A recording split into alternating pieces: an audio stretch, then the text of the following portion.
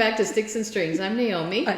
I'm Eve. It's always a chore getting this one ready to start recording. So it is the last weekend of September. We're so glad you're with us. And we have some fibery things to talk about, some sticks and some strings as usual, as per the title. We hope you guys are getting ready for your fall, and well, I guess we're in fall now. Yeah, that's why I have all this crap here, because it's Arizona decided to be fall-ish this week, or just no. to drown us all. Wait. Yesterday. So before that, it was horribly hot summer. The high temperature happened at 10 a.m. Yeah, and then it went down. I know. Down. So we got fall yesterday. I don't know about today. It's going to get hot again, but we're just enjoying. Yeah. I was amazed. We'll talk about the weather. That it was during the day that I saw 70 degrees. Did you see the video of the hailstorm in Phoenix? Yes, we'll talk about the weather during stories, because I have some stories, but nothing bad. No trees down. But we As I say, do you have any trees left? Shut up. To fall over? I mean. When we heard the storm was coming, Mark says, well, I guess it's okay. We don't have any trees to fall down. And I'm like, I know. It's very sad. You have one in the front yard. Okay, don't say that. Okay.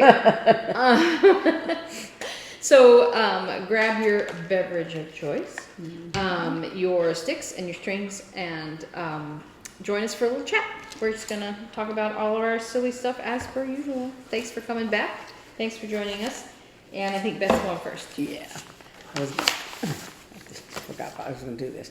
So last week I had almost finished my axolotl of this. I'm sorry. Can we pause? Already? We have to pause for a second because Eve took a taste of her Diet Coke, and it was not Diet. And I have these testing strips. I don't know if you can see how dark this one is. This came out of Eve's Coke, and these are blue. This came out of mine, and this one is out of Beth's. So this is a really handy, if you're diabetic, you should get these. It's called Diet Detector, and it's like a fish tank strip kind of, and it tells you like the sugar content of whatever liquid you dip it in. And it's very brown. It's very brown. Yeah, she's got real Coke. And she alerted us. That's why she was like, can we pause? Because she tasted it and she was like, uh-oh. Because she didn't also, I mean, none of us should be drinking sugar Cokes, but she was like, I can tolerate a lot more sugar than... Yeah. So, but these are handy. These are really cool. Because it's not a question now. It's like, I'm not imagining it. Right. Well, and it's sometimes you taste stuff and you're like, I don't know. Anyway, these are cool. So, sorry we had to pause, but we're back now. Sorry, Beth. That's right. And Beth is going to start. Yeah. So, and I dropped my stitch. Last month, one of my new starts was Blue Flower. The axolotl? Yeah, the axolotl. I was doing the Merry Menagerie 2024 that she did last Christmas for Jig Ball. Has the 3 patterns, and I had started killdeer, this killdeer one in August, and for September the axolotl came up, and I did all but one color because it's a fancy floss that I don't have, and so I got as far as I could get with this. I didn't want to use the DMC alternative. I wanted to use the fancy floss because it's used in all of these. But anyway, so I had just barely started this killdeer last month. Woo! You all right? Yeah, I'm just trying to break my tablet. Because I think I just worked on it like one day or something like that, my new starts. And so I had extra time because I had finished my 2 WIPs, the Deep Waters and the 7 Pines that were, I finished them last week, 2 weeks ago, I don't know, whatever. Mm-hmm. So I just had the axolotl and Holiday Stroll, which is a Teresa Kogut pattern. So just one day I just went back and started working on the killdeer again. So I finished this is the middle of the 3 killdeer. I finished them except for on this ornament here, there's supposed to be Lazy Daisies decorations. And I thought, I need to rewatch a how-to video on the Lazy Daisies, because I was looking at it going, I don't remember how to do it. So That's cute. but I finished this little killdeer, and so I started working on the one right behind him. But I just did one little strip of white stitches, That's and cute. I'm got the needle stuck in here. But so I might go back to working on that or whatever. I don't know, or at least get it to a point where to finish that thread. But my other new start for September was Holiday Stroll by Teresa Kogut. Let me untangle myself here. Oops, like that. Let me find a picture that doesn't have the pattern in it. Because I've taken this all apart. I've got page after page after page I'm working on. This is Holiday Stroll by Teresa Kogut. Santa, and he's pulling a sled with a snowman and walking with a reindeer here, and there's all kinds of Christmas things. And this is another one from the Jingle Ball last year. I have a whole bunch that I got then. So I'm going to take this out of the hoop a little bit so you can see better what I've been doing. So this is 18 count, how do you say the word, damask? Blue Ada, very light blue. And I started in the bottom left-hand corner of the design just because of the way the border is around it or whatever. So I don't know if you can't really see the snowman here because I didn't want to, we talked about this last week. I didn't want a dirty white snowman, but the white is hard to see. You can kind of see it actually when I'm working on it. You can see it better in the shadows rather than under the bright light, because I can see it. the bright light that I have, you can kind of see it. Oh, but, I can see. But I kind of like to do like a light blue backstitching around the snowman, Yeah, that would be just cool. so he'll stand out more. And then I think for Santa's beard, and there's like white hawks on the reindeer, I think with those I can use that off-white, the called for color, which is 3866. I think I can use it in Santa's beard because it's okay. Santa's beard is a little dirty, and the little reindeer too, But not because the snow. because he's walking in the poop or whatever. So I was looking at that design, going, yeah, I think I'll just use the off-white for those. Well, that's because it's, yeah. Yeah. So, but I did do like his one boot here. I didn't do the other boot because I would have had to move the hoop, and I didn't feel like moving it. But I did his pant legs. One color was pant legs. The other color is the fancy floss that I don't have. And I did like the bottom outline of his coat. And then the coat is made up of 2 different fancy flosses, one of which I do not have. But I do have this I think it's crimson is the color. It's a Weeks Dye Works thread. But so right now I'm working on this outline of his jacket, and it goes up to outline his sleeve, and there's a pocket in the middle. So that's what I'm working on right now. But I did the edge of his robe and like the cuff of the robe of his sleeve. Oh, I thought that was a sleigh. The bottom of his robe was. No. I thought this no. was a sleigh. Yeah, the sleigh. shape. The sleigh's down here. The shape of his robe, Yeah. yes, looks like a sleigh from Yeah. the beginning. So anyway, that's where I am with this new start. So this is my other September new start. So I'm doing pretty good on that, and I think I'm gonna, I just have a few more days of September to work on that. Oh my gosh, October's almost here. I know. I'm freaking out. And so so the other day, the new WIP-GO numbers were announced for October. And so again, I have 2 WIPs and 2 new starts. So I spent like part of last night and part of this morning looking for WIPs. Looking for threads and fabrics and this and that and the other. But so my WIPs are, one of them is, the numbers were 6 and 17. And I don't know which is which off the top of my head, but one of them is, one of my WIPs is Wandering Sheep. This is the Lindy Stitches design. And I think I can't remember off the top of my head. It's some Fancy Flosses and some DMC, I think, as I recall. It says, I was a wandering sheep, I once preferred to roam, but now I love my father's voice, I love his home. So, in this one, I had worked on it, I don't know, some time ago. Ooh, there's thread needle there. So I did the outline of the sheep, and then It's big. I didn't realize it was so big. Yeah, in the instructions it says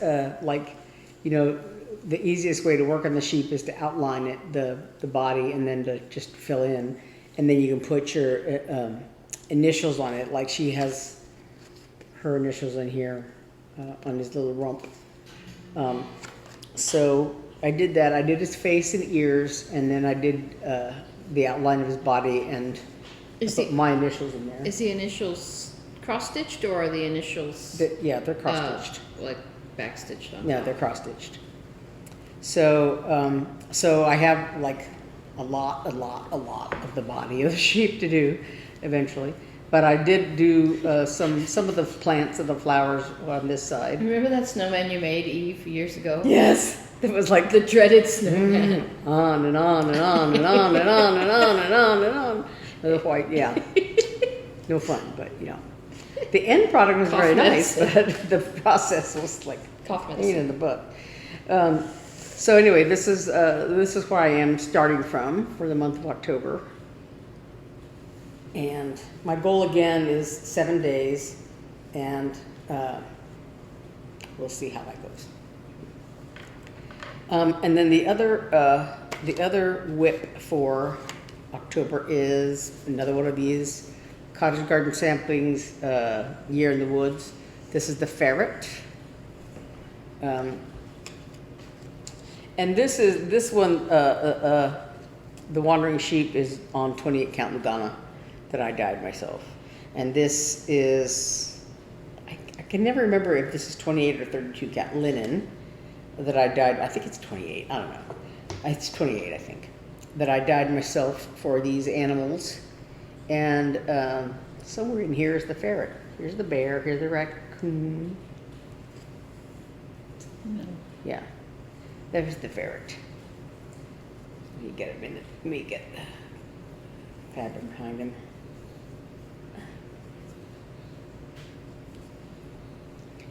Here's the ferret. So I've got top of his body done, I think, and the cabin, and just lots of little details. There's these big flowers. There's like two other of these big flowers here, and then the flower stems, and then I just have to finish the ferret's body, which is, it's kind of a long body. So, but that's my other October project. That's pretty. Yeah, that's Those are really- big flowers. Yeah. Yeah, and I think there was a mistake somewhere in this flower, but I don't know, doesn't matter. But then, so I have 2 new starts for September, You mean for October. One is this by Beth Twist called Bee Spicy. And I'm not crazy about this picture because you can't really see the design very much because it's on this red fabric. And, it kind of works and it kind of doesn't. I don't think To it me, works at all. it's too busy. Yeah, you can't see the bees and It's a everything. cute pattern, but you Yeah. can't, the It's- fabric doesn't do it justice. Yeah. Are those gingerbreads? No, they're bees. Yeah, gingerbread men here in Oh, the corners. yeah. Yeah. Can't see those either. See, that's what I'm Yeah. saying. The pattern's cute. Yeah. So so I was auditioning fabrics for it, and I think I had looked at this fabric. This is a 28 count Lugana, and I've been trying to find something that would work on this fabric because I was I had dyed it myself and I was kind of experimenting, and it's very strong. It's a very strong pattern, and I think based on this, it would not work. It would be too distracting. So I think I'm probably going to use something like this. This is, I don't think I dyed this at all. I think this is just natural. I think this is an 18 count Ada, 18 or it could even be Harding or like 22 count or whatever. But I think I'm just going to use this. And It's gonna look pretty. yeah, so that it'll stand out, and because this is basically finished as an ornament, and I think on this size fabric, it would work really well. I haven't like done a floss toss, but I think based on Well, that's looking at the colors, pretty. That's gonna be really I think nice. it'll work I think very it's a well. better choice. Yeah, it'll show up really well, I think. I think the only thing I was concerned about when I was looking at this fabric was the gingerbread man, but I think that brown is dark enough that it'll show up fine. If you want something that won't show up like that, I can let you use that red sparkly fabric. Yeah, thank you. And then my I love that fabric, it's beautiful, but You're like, what can I use just this because for? it's What can I use red, this for? doesn't Yeah. mean, So my other project for October is Dutch Winter, and this was the one that was gifted to me by Teresa, whose last name I can never say. I don't know how to say it. Chuckle, I don't know. Sorry, Teresa. But she sent me this for my birthday last year, I believe. That's nice.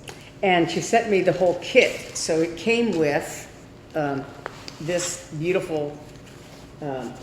project bag. Yeah. And That's neat. and Oh, it I came remember also with, she gave me a nice little note for happy birthday. And, but it also came with this little packet of, this is a needle minder.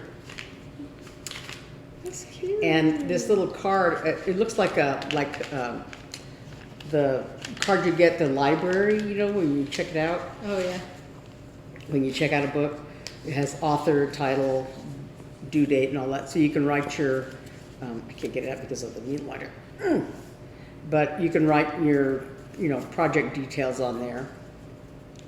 And then also, it came with this set of floss drops. And they all have the pattern on them? That's neat. Yeah, and then it has a place on the back where you can write the floss number on there. Neat. And also a little emery board thing. And a little packet of Crystal White lemonade. Well, that's fun.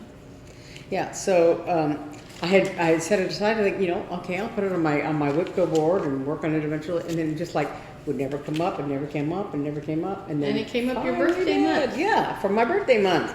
So I think I'm gonna work on this. I was looking at it and going, you know, should I do something for my birthday start or whatever? It's like, well, this was just appropriate. Yeah. So yeah, so I'm gonna do that as my birthday start for my new start for October. So for this one, for the fabric they used on to start with, it looks like it's a light green gray. It's called. It's a 16 count Ada for the model that they used.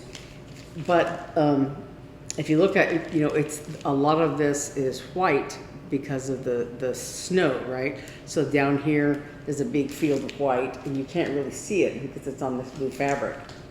Mm. And so I don't know. I have this piece of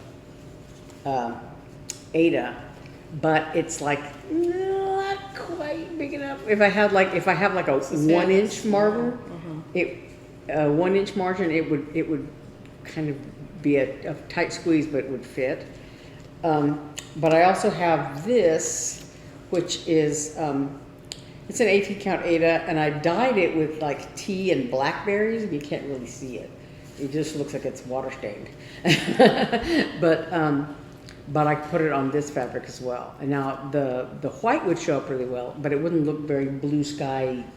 Like Yeah, Christmas night or something. yeah, Whatever something this color. yeah. And so this is what I could lay my hands on when I was looking. But Do you have enough left of this?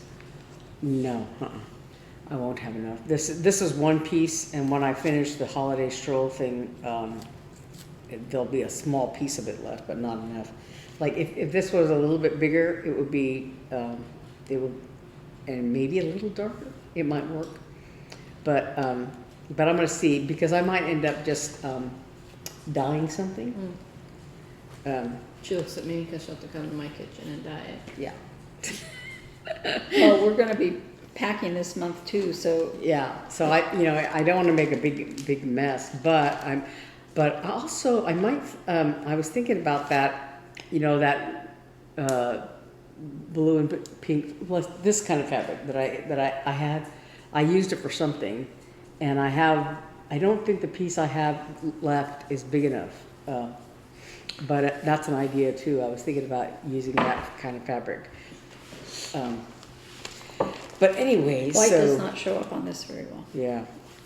Yeah, that's what I was thinking. So I'm putting all my October projects in this lovely bag because it's very big, and I've got my project bags for my my WIPs in there, and I'm sticking all this stuff in here.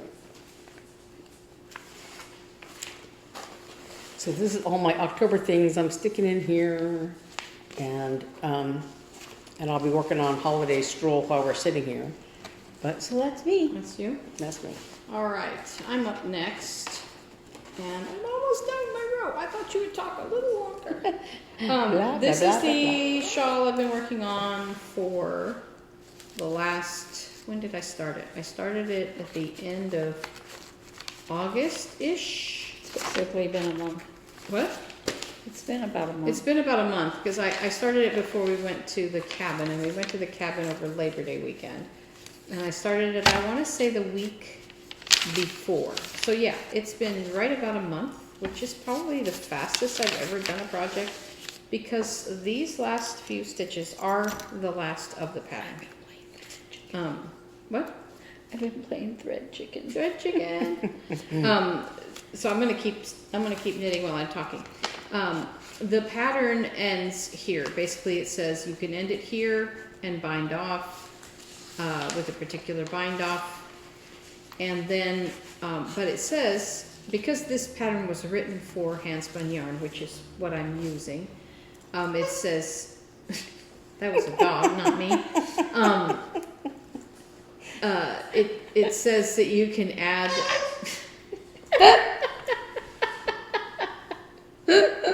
It says that you can add more waves of the lace pattern, and so I was like, well, how do you know? Like, how will you know? So when I started the last pattern repeat, I weighed my yarn. I think I talked about that last. So here's my kitchen scale that I use for bread making and for yarn. Actually, I bought it for yarn because knowing the weight of a ball of yarn is quite, it's important for spinning and all that other kind of stuff. And now it's like not wanting to turn on.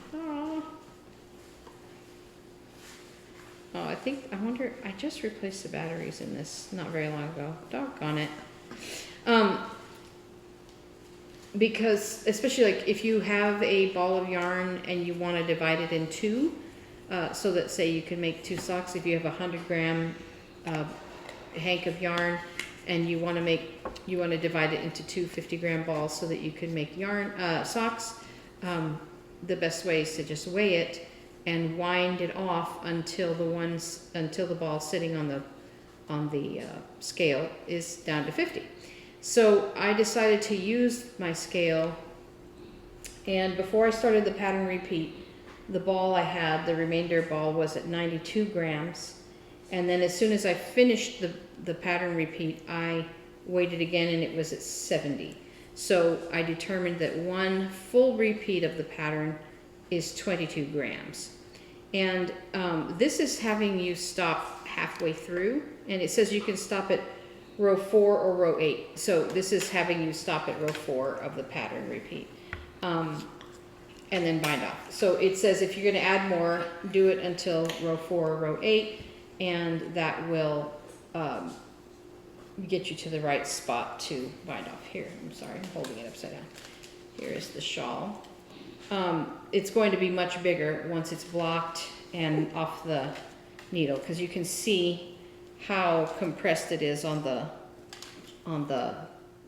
cable, and obviously if I spread it out, you see that it's, and then this is when you block it, you pull these into points like this. So that will be really cool. So I wanted to, oh, here we go. Are you behaving now? I don't want kilograms. I don't want pounds. I want grams. Okay, let's see how much I have left. Because I'm basically done now. Whoop, whoop, whoop, whoop, whoop. I'm basically done now with the shawl. But I have 61 grams left. So I determined binding off will take less than 22 grams, because 22 grams of, because the repeat includes a very large drop stitch, which is, uses up a lot of yarn, and binding off will do less. So I thought, if I do 2 more repeats, that'll take up 44 grams, and then the 61 minus 44, I don't want to risk another. I could do maybe half and then bind off. So I think I'm going to do 2 more full repeats and see where I am. But I think I have enough yarn to do a few more. I don't want to bind it off with all of this yarn left. I want to really try to use as much as possible. Now it's saying it's 60. Yeah, so 60 grams. Anyway, so that's how I'm determining what I'm going to do. So I am a couple of repeats away from binding this off, and it's just in time for supposedly cold weather in Arizona, and I can wear this. I'm so excited. I'm gonna dress in something black, and I'm gonna wear this over top to my office, and I can't wait. And I really am looking forward to blocking. You see how it's going to be triangles like that. It's going to be really neat. Mm-hmm.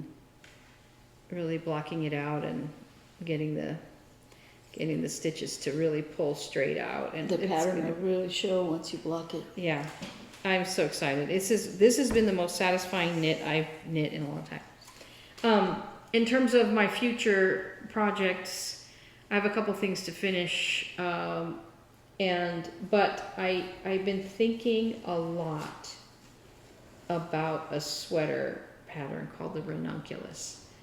It's ridiculously virally popular out there, and if you knit one, I would love to hear about it. And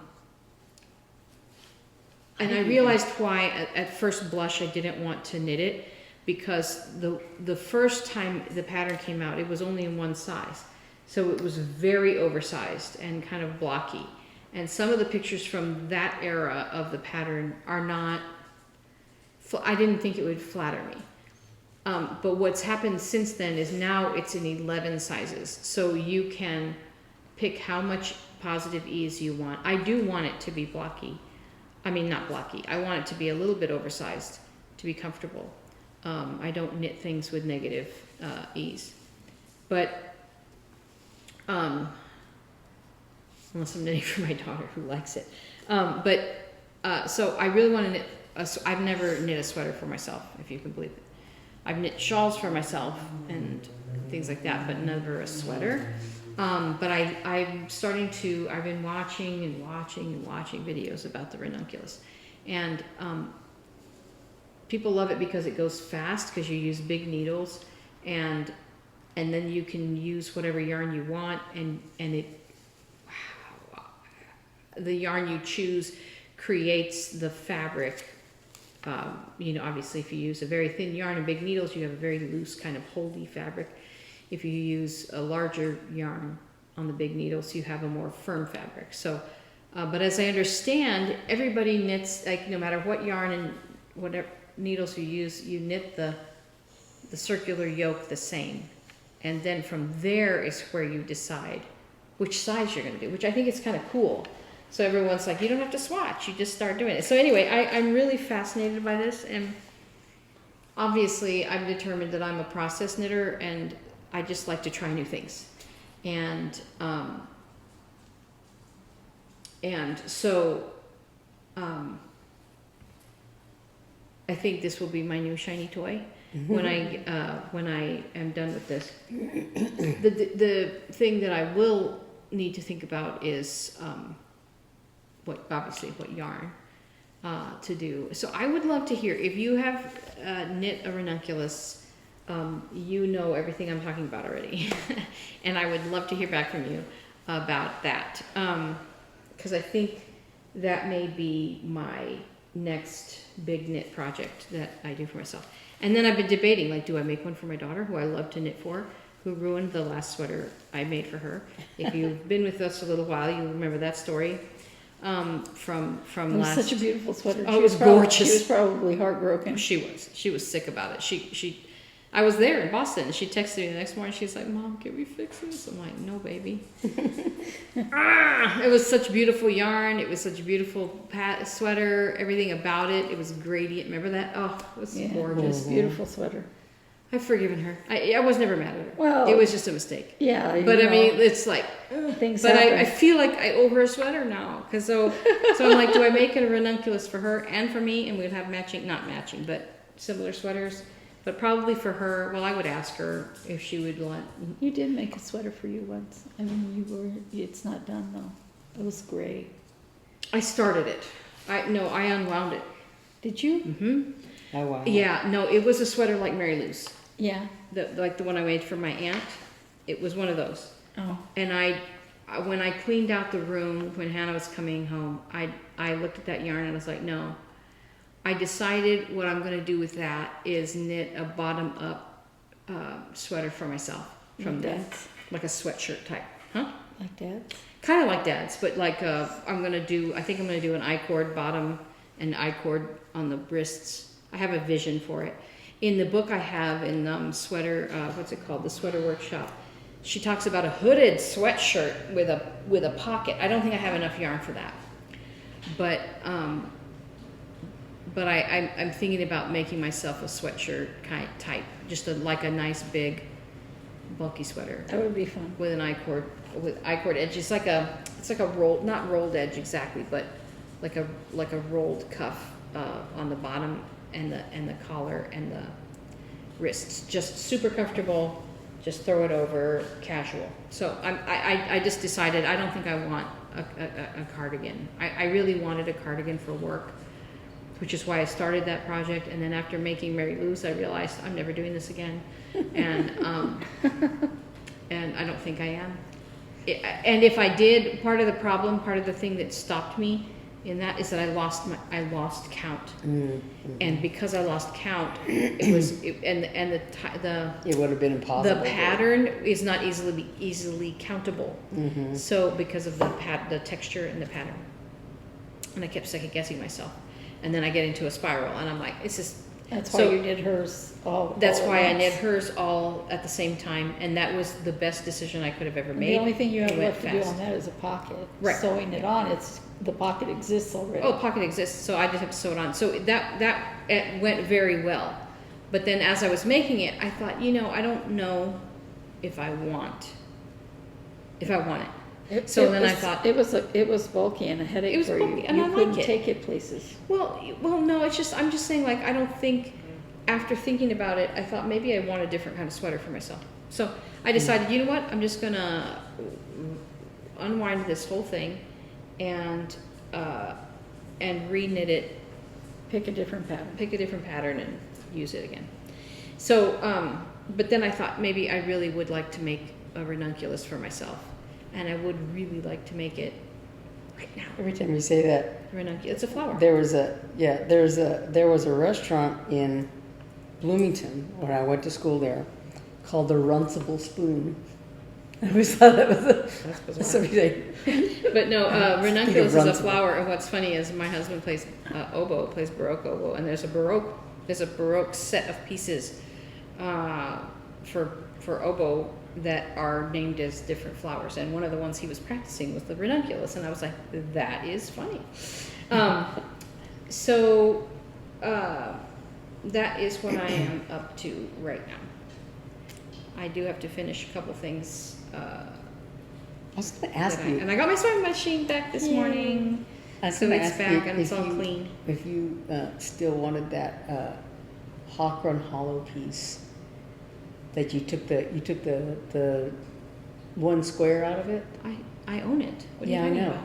What do you mean? Yeah, still Do want you it. still? Oh, okay. Why, do you want to steal it from me? Well, I didn't know if you wanted to do the rest of the Hawk Run Hollow. I do. Actually, I was thinking about that. I want to do just the squares that contain the hymn, the Heard the Bells on Christmas Day. Mm-hmm. There's a few, and that bird is completely anomalous. And then there's the New Year's Eve thing, and then there's the block that has like the name of the kid or whatever. You know what I mean? Like the sample. You know how they have those samples. Like, I don't even know if that's a real person or whatever. But those three blocks are separate from the ones that say I heard the bells on Christmas Day, and I believe there's 9 of those. So I thought that would make a nice 9-piece thing. So yeah, no, you can't have it. Okay, I didn't know if you were. I didn't know if you were still interested in it because you're Yeah. not, into crossfits that much. But yeah, you know. no, I have thought about it, and I do. I think I do want to do those. I don't know if I want to do them. I've been thinking about it. If I want to do them separately, the way I did The- Hannah's little bird frame, which actually I was so proud of that thing. If I want to do it that way or separate, or if I want to do it on one large piece. I think if you did it separate, if you change your mind about finishing it, then you can just keep the one you did. Yeah, but if I did them all together in a panel, you can hang it on the wall and be real pretty. Yeah, for that's Christmas true. time. That's true. So, so I'm thinking about that. But otherwise, that is me. All right. All right, Eve, you're up. Okay. I just got a knot in my thread. Oh, well, I'll fix it in a minute. So let me take my glasses off and turn this I'm off. gonna sit here and do math. I am working on, right now, We Do Geek. Whoops. We Do Geek by Crazy Stitch. And That's cute. Can I see that again? I was trying to remember it from last it's week. got the Mockingjay, that's the Romulan thing, I think. And No, that's That's a rebellion, isn't it? That's the Rebellion. Rebellion. Rebellion, yeah, Oh. sorry. That's a- Star Trek. That's a Dalek. That's, yeah. This is Mockingjay, and I think that's Firefly. This is how far I've gotten. I have Harry Potter's glasses, his scar, and I'm in the process of doing in this house, but I got a big knot, which sometimes with knots I get so frustrated I just cut them off. But I just started this thread, so I don't want to do that. Anyway, I have some specialty threads, and there's a glow-in-the-dark thread. I was thinking about using the glow-in-the-dark thread for the word magic, because isn't glow-in-the-dark kind of magic? And mixing it with another thread so that it shows up, because white isn't going to show up on this fabric. So there's that. I'm working on that. And what kind of fabric is that? DMC 14 count something. Yeah. I don't know, it's printed. Yeah. So I finished Candy Swirls, and this is by Julie de Bortelli. I can't see. It's either I'm seeing double if I have these on, or not being able to really make it out. So I will not be finishing it like this with a Kreinik outline.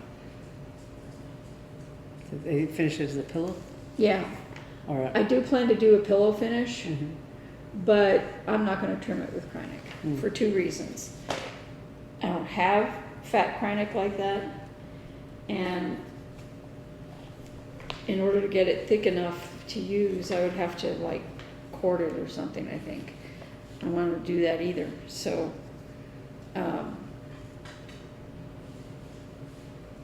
I'll think of something cute to use around it. But I'm excited that I finished it. I folded it, I ironed it on the edges of how big it is, so you could see, because I had all that big fabric and all that, so you could see that it's not that big.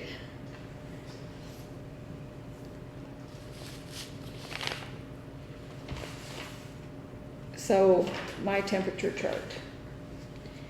Technically, the high for yesterday was 90. It reached that at 10 a.m. and went downhill from there. Yesterday had a lot of, dust storm mornings and severe thunderstorm mornings. And I looked out my window in the afternoon. it was Sunday afternoon, it was pitch black like night. Pitch black. So here we are. I did some more seaweed down this side, and That's funny September is how almost done. it's like the lines are like all basically like when you first glance at it. I mean, there's different colors if you look more closely, but at first glance, Just so hard. there's like rows and rows and rows of all just Red. like that pinky red color. All this and this, just Yeah, we've had a so much- particularly warm summer, starting in April. Anyway, that's where I am on that. I want to I'm determined to get to the bottom and work on the bottom within the next 3 months, so that in October, November, and December, I can get some of that down below. I'm so thirsty, and this is like, doesn't quench your thirst. It doesn't quench your thirst. It just kind of sticks to your mouth. Okay, sorry. So I had done little bitty bits of this work, and Which one is that? What is that? this Oh, is that mini snowman snuggles, Heaven and Earth Designs, and I tried parking, and I have decided that I hate parking, so I will be stitching those out and not doing it again, because it's too confusing for me to figure out which color it is? color it is. Yeah. I can So, see that. I'm gonna do pin counting, and that should help. And I also am marking the fabric with every 10 squares. But the big news on this is not how far I am. I will take a picture of it. I'm further than the last time you saw it, but it was so long ago, I'm sure you don't remember. The big news on this is that I bought the digital pattern. So it is now in Pattern Keeper, and it'll be much easier for me to keep track of where I am, because right now I'm like trying to get it in Pattern Keeper, looking at what I've marked off, and I'm like, that doesn't match what's here. And so I'm getting very frustrated even just trying to get it all into Pattern Keeper. And the last time I worked on this was June, and I'm looking at this with glasses on going, well, that's a poorly stitched stitch. That one's barely in the square, and Oh, no. that looks terrible. But it's not where I can pull it out, so I'm just going to leave it. Part of me is tempted to just start over. With new eyes, literally. Yeah. Or that gridded fabric. Easy grid. I can grid it myself, but Yeah. I'm not sure if I have enough fabric to start over. Yeah. Now, my plans for October. One of my calls is blackberry, hands-on design. Here's my fabric Oh, your already other cut. berry? Huh? Your other berry from all that. The last one I've purchased, I don't know if she's made anymore. It's pretty. Yeah, I told myself once I got all 3 of these done, I would finish them, but I can't finish them until I have a sewing machine. But that was one of the calls. And the other call was something called Cat Trio. I'm not going to work on Cat Trio when I have another Halloween pattern done and ready to go, and it's October. So I switched them. So I'll be working on Trick or Treat. It is in Beth's magazine that I stole from her a while back. Punch Needle Can I look at that book? and Primitive Stitcher. No, just a minute. Okay. So Who is that? Who's the designer of that? Is that a Barbara Anna? Yeah. I plan to finish this as a stand-up. So I'm going to leave the word Trick or Treat off, and I'm going to look at the pattern and decide how much of it I want on there. But I thought it would be really cute. Here now. Really cute to try my hand at a stand-up with that. I was supposed to concentrate on another Christmas pattern that I had started for a gift, but I've decided that I'm not going to do that. So I am going to be working on, oh, I forgot. The fabric I plan to be working that Trick or Treat on is this. This is 14 count that I dyed myself. I'll cut a swatch off of it for use. And it's kind of a blue with red on it. And the problem is this middle part looks perfect. Mm-hmm. But I think it'll look good with the colors. I think it'll look good with the design. To me, it looks kind of Halloween-y. So anyway, so I decided that instead of the pattern I was going to work on, I'm going to work on Wolf by Pigeon Coop Designs. I don't know if it's called that, Pigeon Coop. It's not pigeon poop. It's not Pigeon Poop. Every time I hear Helen D say Pigeon Coop, I don't know if it's her accent or what. I hear Pigeon Poop. And I know that's not what it is, but I'm just like, Yeah. Is it Max Pigeon? Somebody. Max Pigeon. Yeah. His name is Yeah. Max Pigeon. Yeah. Yeah. That's pretty cool. And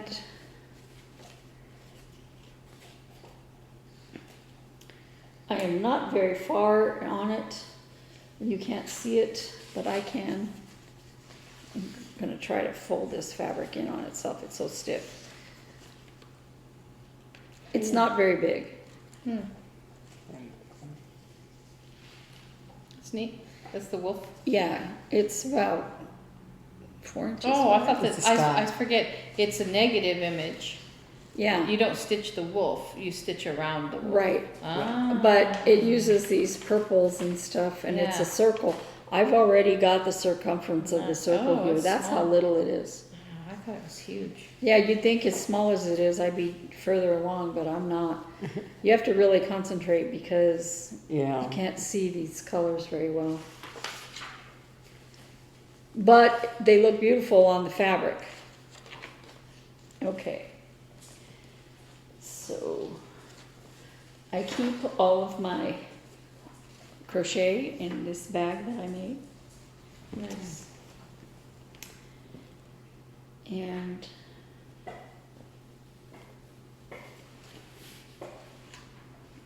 you recall I finished this. I took the eyes off.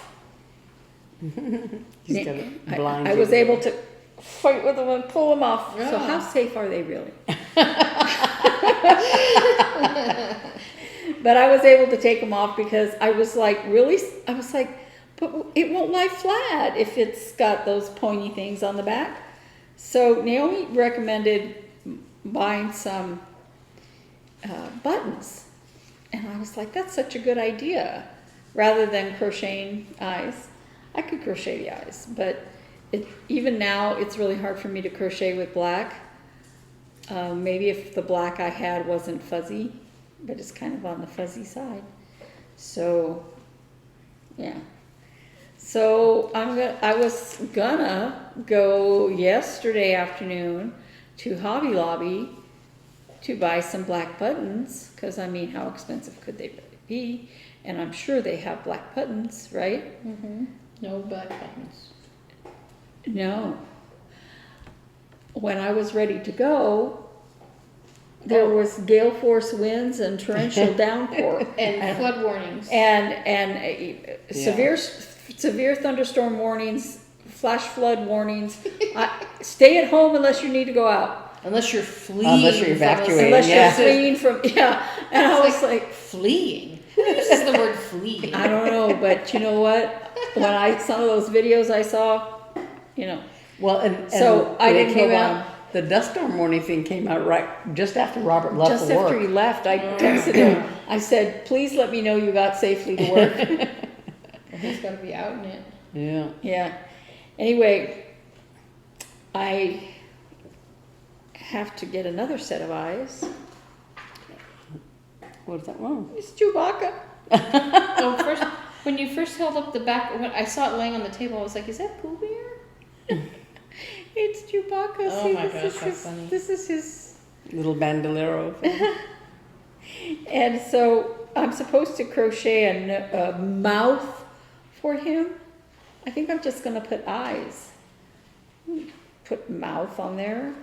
Sorry, I have to see what the dog's chewing. My dog is over here. No. No, this dog. He's chewing on his nails. toes. Okay. He chews on his Just nails wanted to all make the sure time. he wasn't. And chewing those something. are from Sassy Wolf Crochet. And so I did the little alien. And what does she call that one? Oh, because you can't call them by No. the Disney names. I mean, the Star Wars names. The green one is Baby Alien. And the Galactic Beast. How funny. Princess Leia is Space Princess. That's funny. It's very funny. You got to think of something To call them. to call it, you know, Yeah. that you're not going to get in trouble. But I mean, little curlies on the side of the head. I mean, All princesses wear those. I saw some guy on one of those reaction video things, but he had a T-shirt that said "Space Babies" and it had Baby Yoda and Baby Groot, and I can't remember what the other one was, but yeah, I was Anyway, like, "Space Baby." the Darth Vader one is called Dark Lord of the Galaxy. Sorry. And the Stormtrooper is Galactic Soldier. I think that's funny. Okay, so my pumpkin.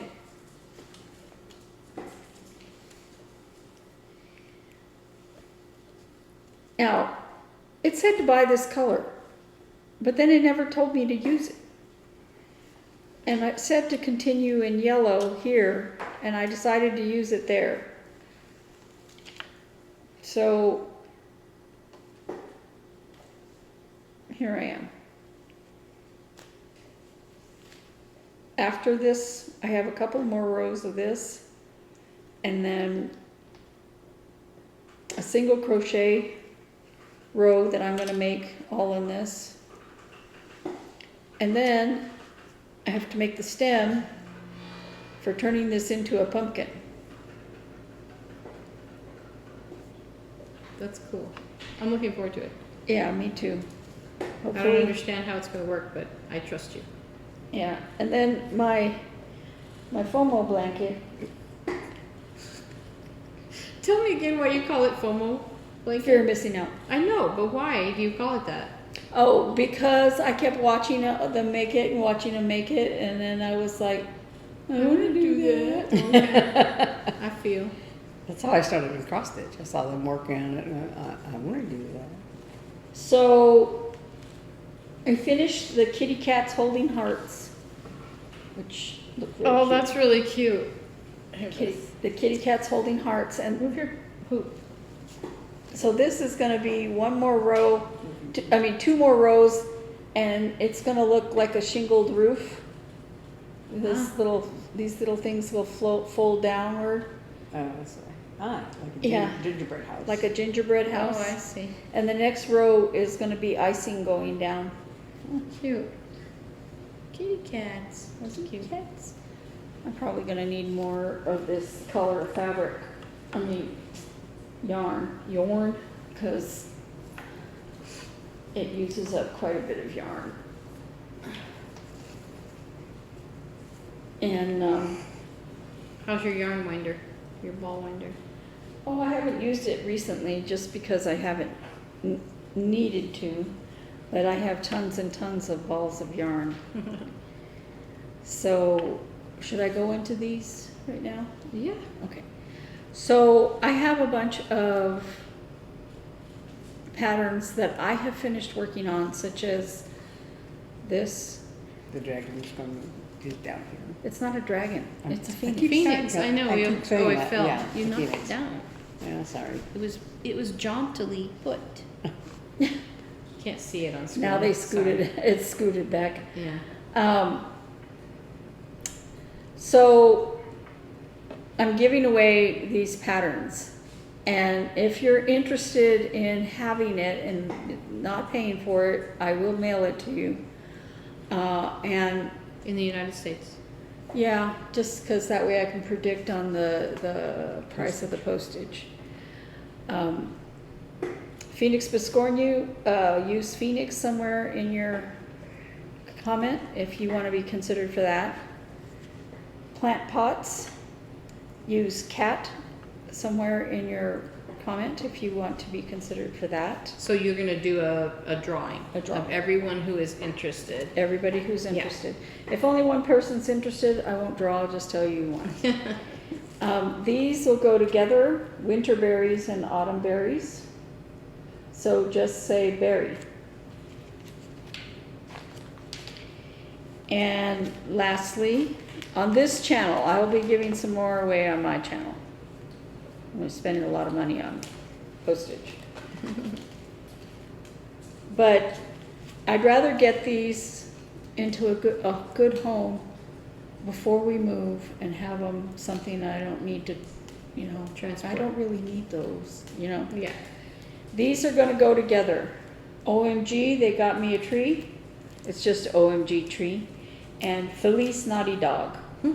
These are a set.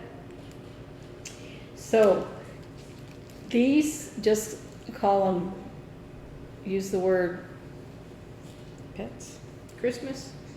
Christmas. Here. Yeah, use the word Christmas. So that's 1, 2, 3, 4 things I'm giving away. So the words are The words are Christmas, Phoenix, cat, and berry.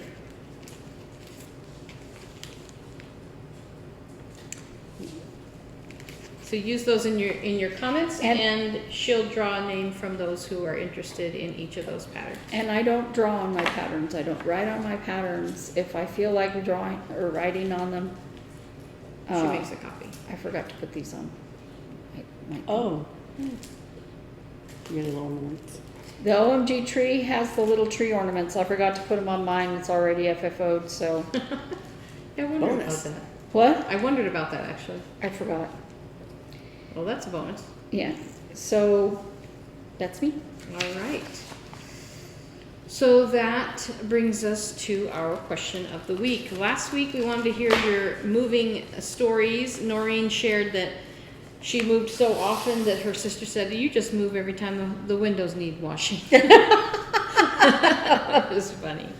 I don't envy that. I would not want to move that often. But I hear from people who do move often that it becomes easier, and you wind up with less junk because you're like, I don't want to move this, so I'm going to have less things. So Yeah. that could be true. But that reminds my friend who works for the State Department for many years, he taught overseas, like as an English teacher, and he would just like contract with various universities for, you know, a year here, a couple years there, whatever. And so he went to all these different countries, and then, you know, he got to see the world that way, because on his vacation time he would just travel in the area he was in. But at one point he had come back to the States, and because every time he, you know, he would go out somewhere and then he would come back to like his, I guess his mother's house, and then go out, you know, and he had got a storage unit for all of his things. And he said, and I guess some stuff he would just buy while he was there. Yeah. And like kitchen stuff, you know, kitchen utensils, whatever. And he said he was cleaning out his storage unit, and he was like, he had boxes and boxes and boxes of kitchen utensils. Oh, gosh. He was like, no. and I guess he had also, when his grandmother passed away, had helped clean out her house and, you know, all the things. And so he's like, yeah, I don't want that. Yeah. You pare down when you. Yeah. When He you still really- has lots of books. Well, yeah. But, you know, so I think last I heard he was in Jerusalem, but I don't know where he is now, if he's still there. Well, so this week's question is, since October is starting on Wednesday, is that when October starts? This coming Wednesday? Yes, I think yes, so, Wednesday. October, the second of the Burr months, right? No, yeah, second of the 4 Burr months: September, October, November, December. It starts to think about fall and Christmas and holidays, and all the different holidays are coming, right? Halloween, Thanksgiving, Christmas, New Year's. So we're wondering, what kind of holiday stitching do you do, and what are you planning this season? Are you planning gift stitching? Are you planning decoration stitching for your home? Have you already started your Halloween fall-ish things? Or are you now in the mood that the weather's changing?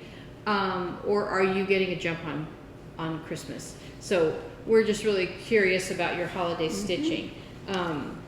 So let us know in the comments below. So that's our question of this week. Eve's gonna go let the dogs out. So on to Speaking, yeah, go ahead. so on to stories. So the big story of this past week was yesterday's storm. We knew it was coming, and the ironic and funny part is that at my office we have an office, and we bought the building, or rented the building behind. We're expanding, and so we'd been working on moving like everyone's personal files and trying to get things ready, because the movers came yesterday. And also one of the things that needed to be moved was a piano, and so we heard about the rain, and the movers were supposed to get there around 10, and the piano movers were supposed to come at noon. Well, the piano movers texted our production guy, and they're like, we're coming now, because they wanted to get there before the rain. And they did have to move it in the rain, but it was covered enough that it wasn't, at that point it was still sprinkling. Well, then it became a downpour at like crazy proportions, like flood warnings all over the city. There was flash flood warnings all the way to past Levine, and it went up to the Scottsdale area. Yeah, well, and but Phoenix got a hailstorm that was breaking windows in cars. The hail was hitting so hard. Well, you know, before we got the warning on the phones, you know, before we got that warning, I had noticed that it was, you know, kind of overcast, and I was, you know, looking around, and I went to look out this window, and you could see the pool rippling in the wind, but there wasn't any rain falling yet. So I thought, okay, well, it's not too bad yet. And then, shortly after that, we got the. Well, and I went to Beth and I said, I may need you immediately to come with towels because we have a deck that covers the entire backyard, and it has a drain.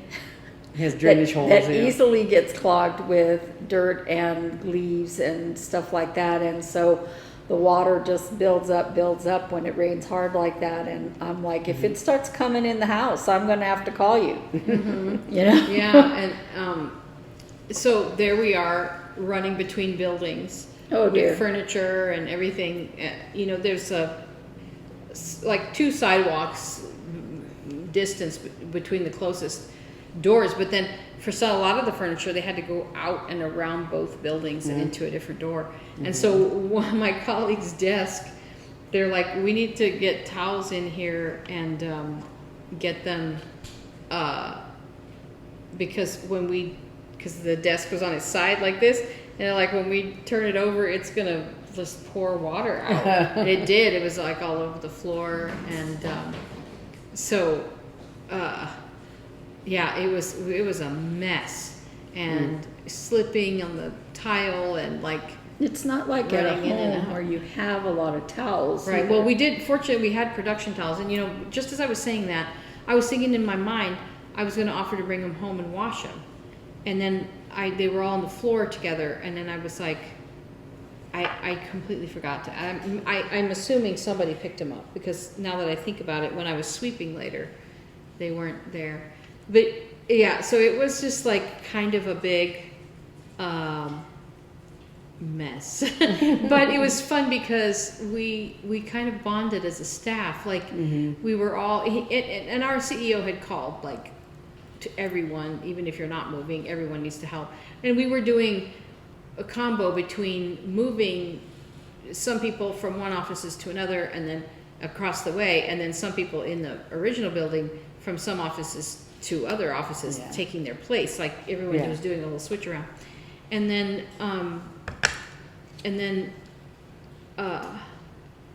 we also were going through different closets and getting them cleaned out and reorganized and things like that. So it was kind of this all hands on deck all day like party. I had to keep going to my office and checking the phones, and because that's part of my job. But yeah, it was kind of fun. And then we all went and sat down. They bought us lunch, and we all sat down for lunch together, and And we're all all of you were soaked. wet. And yeah, we were all soaked and tired and dirty, but it was really kind of a fun bonding experience. One young lady was out of town. I was kind of sad that she missed it, because I thought, man, You know, that would have been fun. Dog just went in there, if you care. so It was kind of like one of those a couple of days ago, trauma bonding. a couple of days ago, my memories came up when you were at a camp or something, and it was pouring. And it was just a couple of days ago, and then we get this rain here.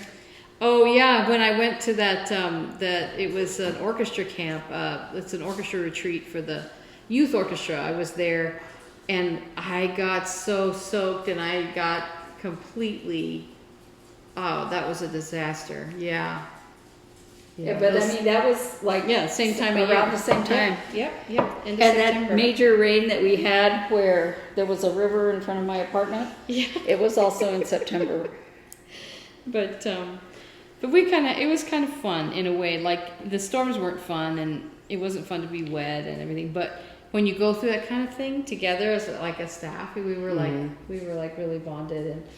And some of the new offices they're in this building, the styles of the two buildings could not be more different. Like ours is like a doctor's office kind of, very doctor's office-y, like you know, carpet hallways, and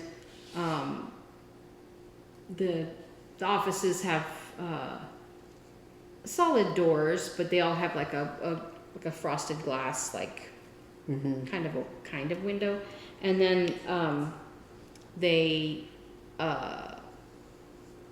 there's they're just in normal walls like you would think of as an office. But the new one was all glass. All the walls are glass inside, and they did take some down and move some stuff around, so we have a big performance space. And then they made these 2 big offices into 3. And then there's some like conference room type rooms. But then the big office in the back, it's huge. And it also has its own separate bathroom with a shower and a closet in there. I'm like, I guess the guy who owned it or whatever, like, I don't know why he would need a shower in his office. And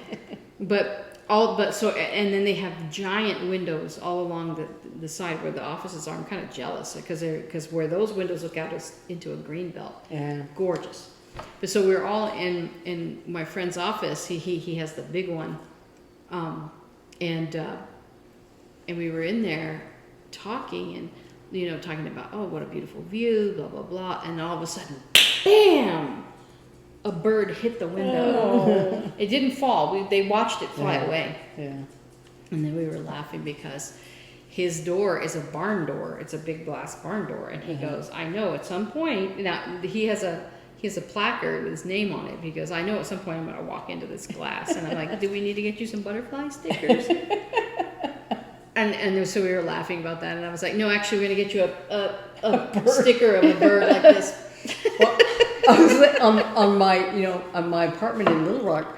I had a glass door for the balcony. It was like a framed thing, but it was glass in the middle, and on the glass you could see a print where like I think it was a pigeon or a dove had hit the thing, and you could see the outline of his little wings like this. Yeah, well, on his greasy body. Yes, our beside our fireplace is two long, tall windows like this, and we have curtains on the bottom, but at the top they're like these trapezoid shapes.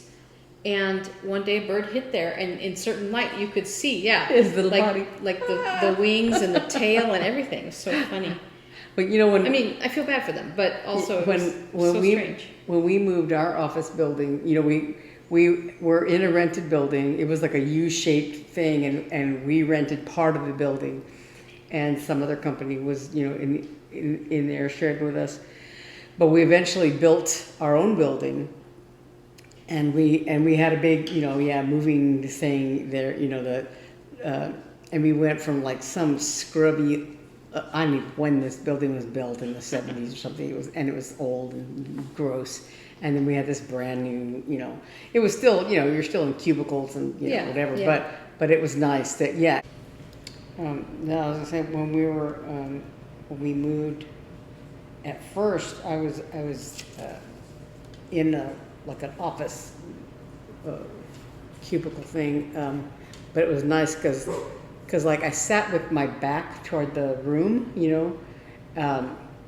but my window, I had like a whole side window that like looked out over, because we were in a semi-rural area, and that side of the building was just like horse farms and various things, So it was really nice to have a really nice view. And later on, I was moved to a cubicle, but we had in one area what I called the sensory deprivation cubicle. Oh yeah, because they had just built cubicles, so many whatever size, they had built a whole sea of them, I guess.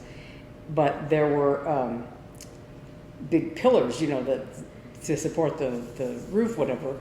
And one of the cubicles that they had made, I even put a desk in there. It seems to me they would have just like skipped, put the cubicles around it, like the end of this cubicle and the beginning of that one. But there was a desk in there, and I thought nobody's going to sit there, because you sit there with your face right up against the pillar like this. So so I always called it. We used to just put random stuff in there, but I always called it the sensory deprivation cubicle. As punishment, we're going to make you sit there. But this storm affected our move. But I guess out west they had horrible flooding, and a couple of my friends live rurally out there, and she said like her husband told her it was just like rivers running through their property. So. I saw things. It was quite bad. Pictures on the news of like some area that had like hail, and it was just like white. Glendale, yeah. Yeah, I saw the hail breaking the back windows of cars. Wow. That's some serious hail. Yeah. So I know other places have hurricanes and. No, I know, floods, but I mean it can get bad. It gets bad everywhere. Yeah, but. Yeah. But here, that kind of rain is unusual, and the streets flood because the ground can't soak it up. Inches wise, it wasn't that much. Yeah. It wasn't bad. Yes. But Yeah. so that's our crazy weather here.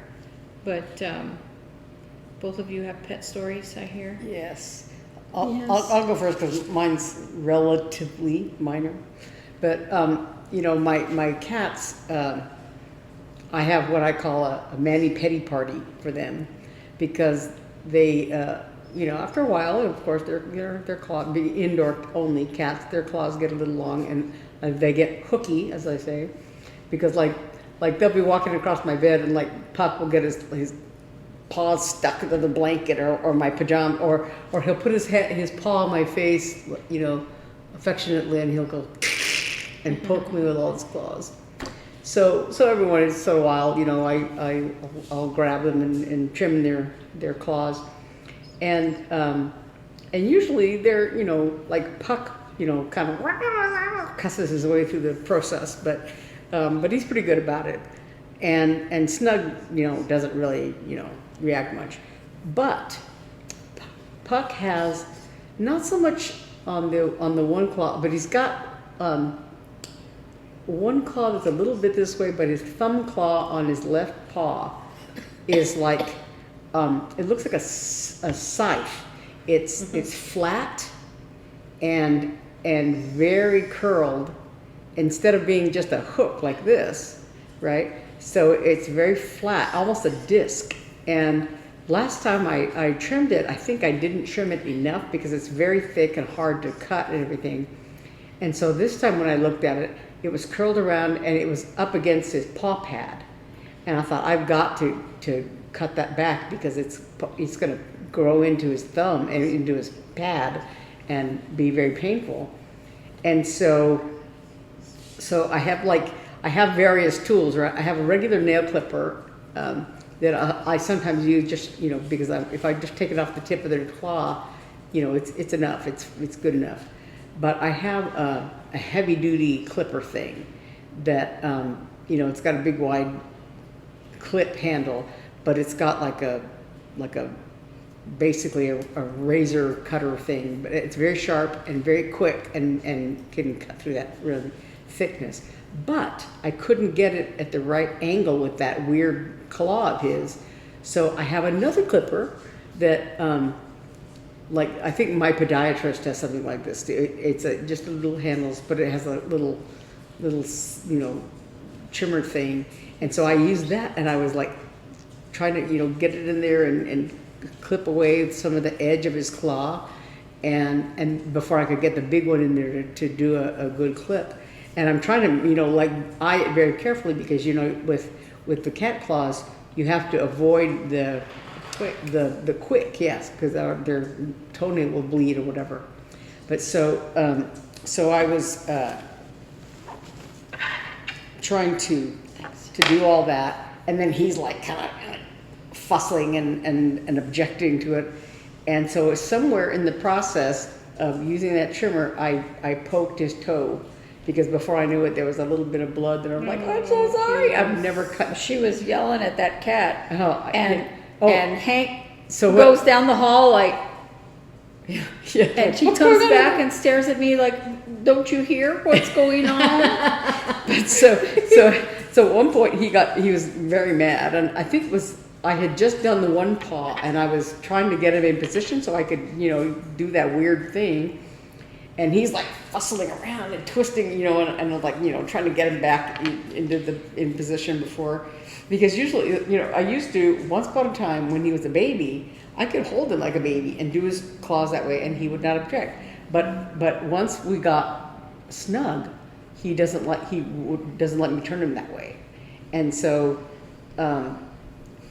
lately, you know, the last several years, I've gotten to where if I can get behind him and set him on the bed and just, you know, go from behind him and do that, he doesn't object nearly as much.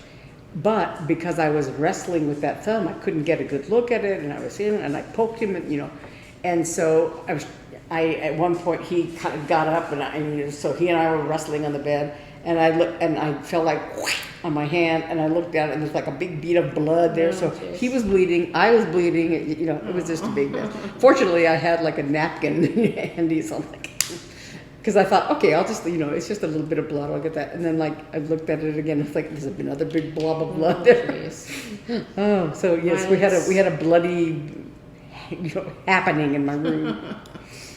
So, You got hurt, Eve? So yes, the other day. the appraiser came to the house, and we had to be out of the house. Okay, the cats absolutely hate it. The dogs, they think it's a lark. They love it. They're like, oh, we're gonna go for a ride in the car. They're excited, they're jumping around, they're hard to contain. Well, we put them in the back of my car. Yeah, Hank Now, gets in very easily. Hank, he just jumps up there, but He's a big dog. it's not a very big jump for him. He just hops up there. But Rogue, she could jump up there, but she just puts her feet back there and starts going like, and then standing on her back Yeah. legs and looking at me like, help, help. And she does that on the bed sometimes too. It makes me crazy. Anyway, she's all prancing around everywhere. She looked at me, and so I went to lift her up in there, and she decided at that moment to scramble up me. And I have this huge gouge on my arm from her back leg, and I think it was like a dew claw. Maybe it was her front leg. I don't know. I think it was a dew claw because I also have a whole bunch of little bruises around up here, and I was like, ouch! And I put her in and shut the door, and I'm looking at it, and I said, Beth, I need a Band-Aid. Yeah, so I come in here, and fortunately I had a whole bunch of different sizes and stuff, because at first I was just going to get just a regular Band-Aid, and I thought, that's not really, because I had seen the thing, and I thought, it's not really, probably not going to cover it well. And so fortunately there was one of those big giant Band-Aids in there. But the wound is about this big. Yeah. It's It looks like a V. almost an inch. Yeah. Yeah, and there's a whole roll of skin that's gonna come off as soon as it. And I'm like, I put later on when we got back from everything, I changed the Band-Aid and I Cleaned it out. I used some alcohol wipes and I put some antibiotic ointment on it, and I'm like, please don't get infected, because it's the dog's claws, and she had Yeah. just been to the bathroom outside and everything, and I was like, Oh no. I don't even want to think about the bacteria and that, Oh my gosh. So, yeah. But we love our pets, don't Of we? course. And I am not wounded by my cats. I was My gonna cats are sweet. No, I'm just kidding. I'm the one who remember I had that giant say, across my chest? So That I always was tell horrible. my podiatrist, because she's trimming my toenails or whatever, and I always have cat scratches and stuff on my feet, and She's like, "Are you do you feel safe at home?" so, That's not what the doctors always Yeah. ask. Mary Lou jokes they're in an abusive relationship. yeah. As I always tell the doctors, at any given moment there is a cat scratch at some Stage. form of healing in my body somewhere. Well, either it just happened or it's almost finished. Or it's but gonna happen. Yeah. What was I gonna say? I had dental work this week. I had dental work a couple weeks ago, and then I had it again this week. And the one on top, they tried to numb me, and I was like, "No, I can still feel that. I can still feel." And he's like, "Really?" I said, "It runs in my family." My dad was like that. You're like that, Eve. Like just the regular shots that normally work.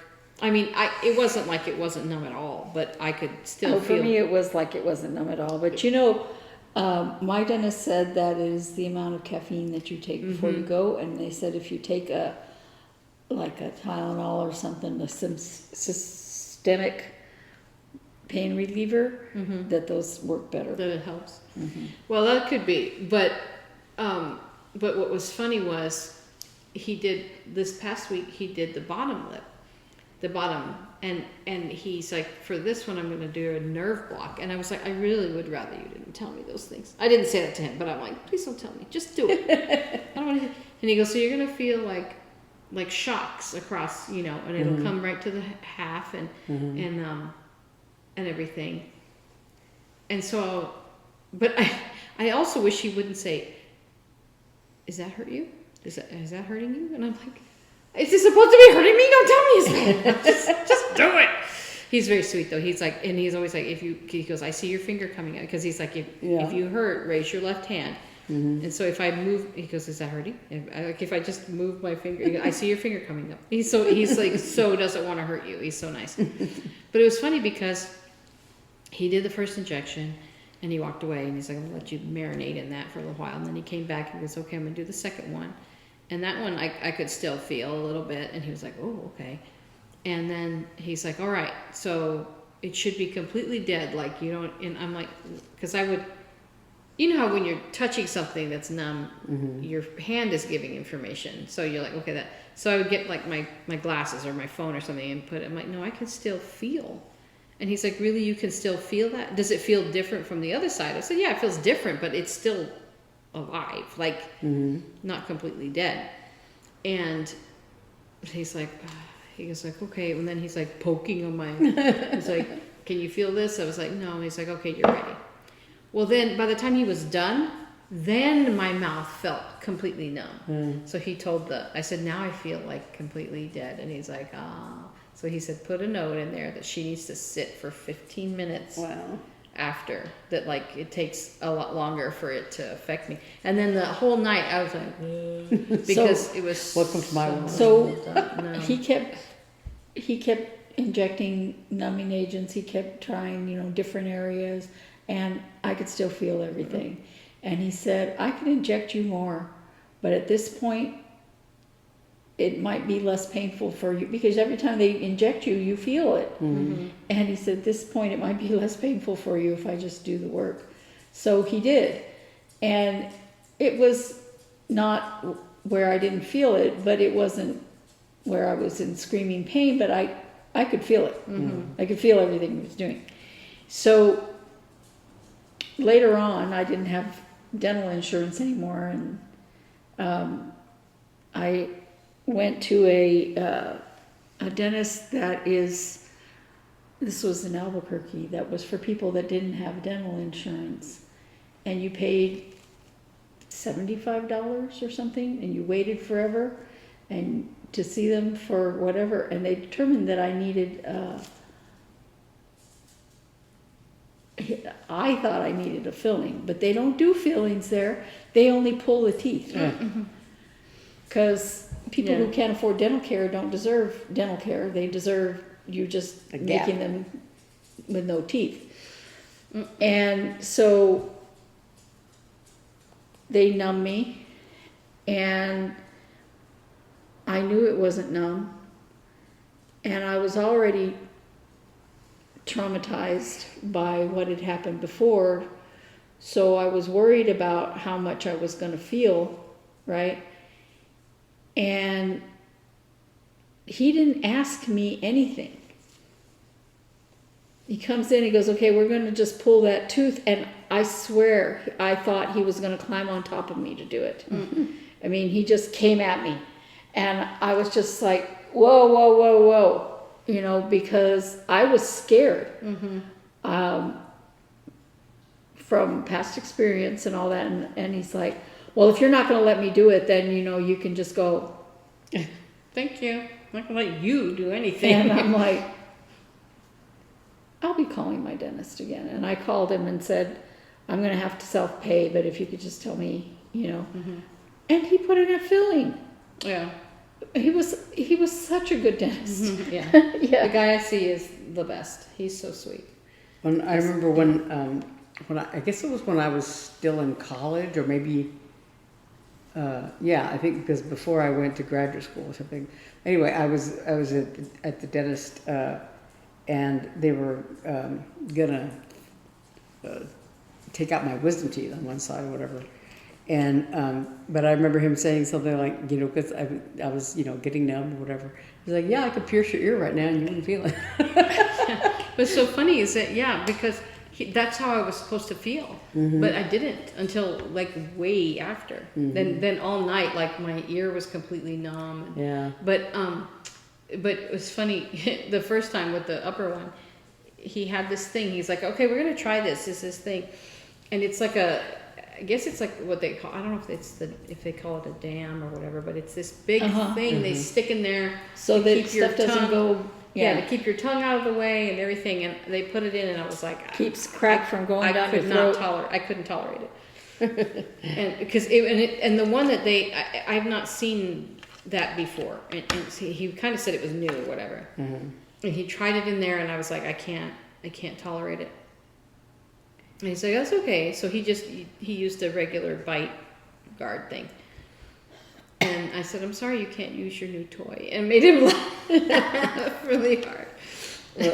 Well, with my brain surgery issue, my brain tumor thing, the tumor grows in the inner auditory canal that has your 3 nerves go through there. Your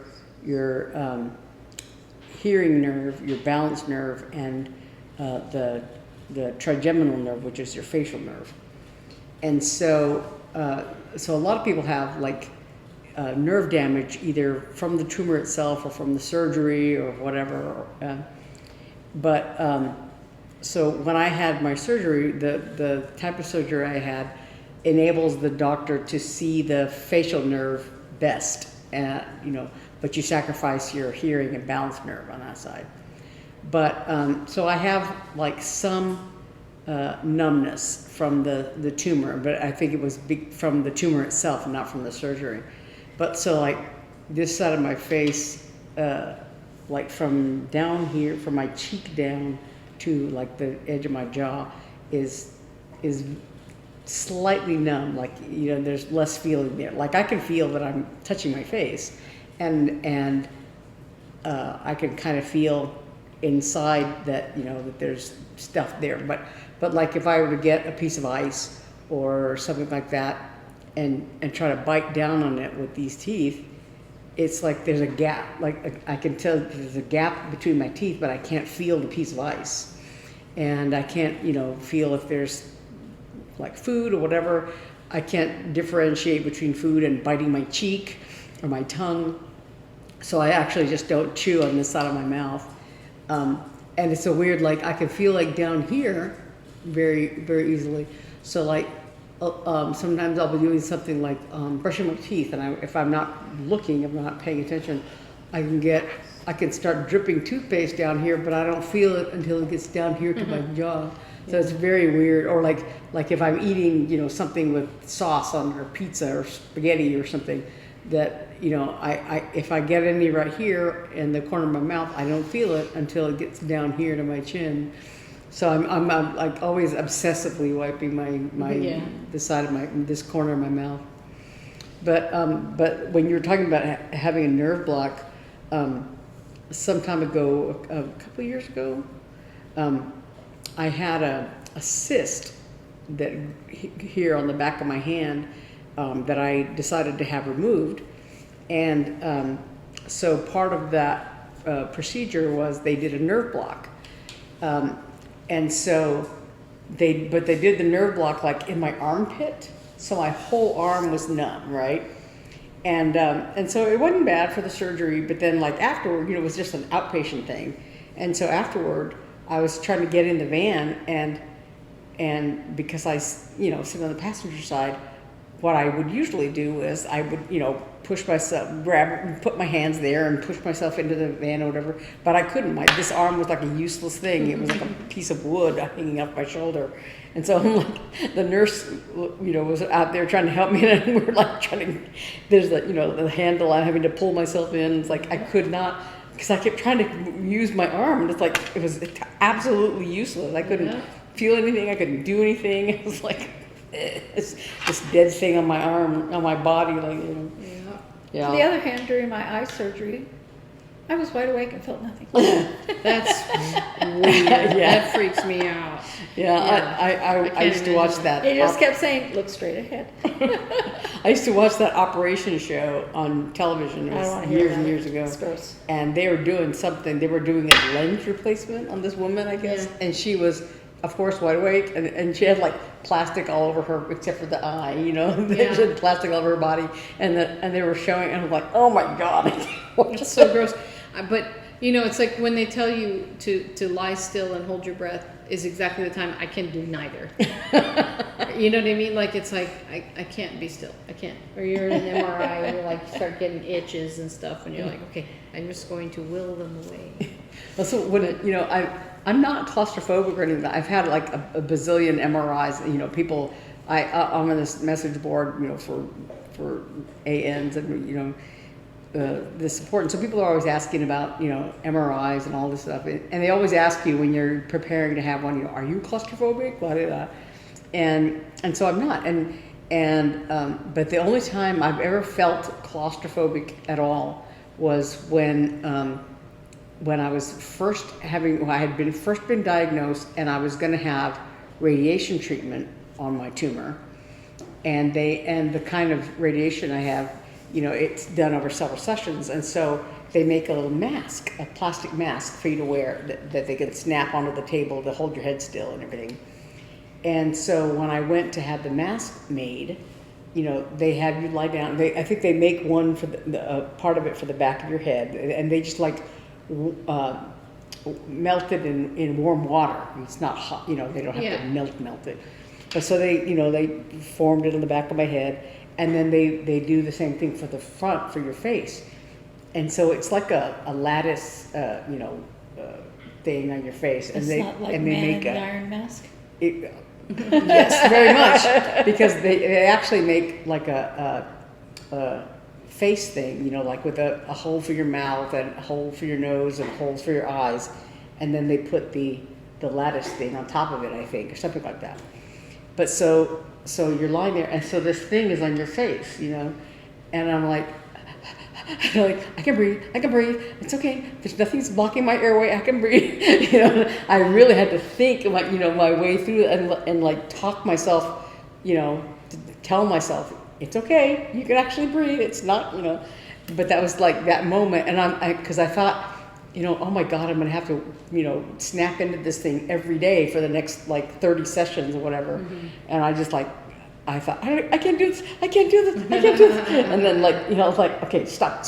Yeah. and actually the actual treatments were like a breeze, nothing, you know, at all. You know, they have music playing and yada yada, and you're lying there and the little machines are whatever. You know, and I would go to my treatments and then I would go Burger King on the way and then get a soda and go to work.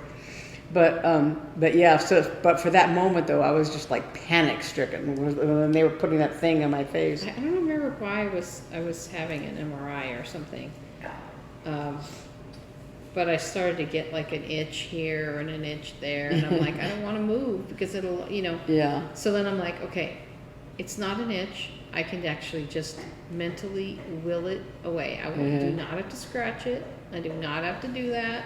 And it was like this fun game I had. I was like trying to like, can I make it stop itching with my brain? Yeah. Well, we have spent a while chatting and bending your ear, and we hope that you are having a good day. Yes. I'm gonna have to go. I've got a lot of shopping to do. I gotta get groceries. I'm so far behind in my groceries right now. So it has been so great for you to be back with us again this week. We will see you in October next week. Yes. Thanks so much for joining us. Bye. Bye.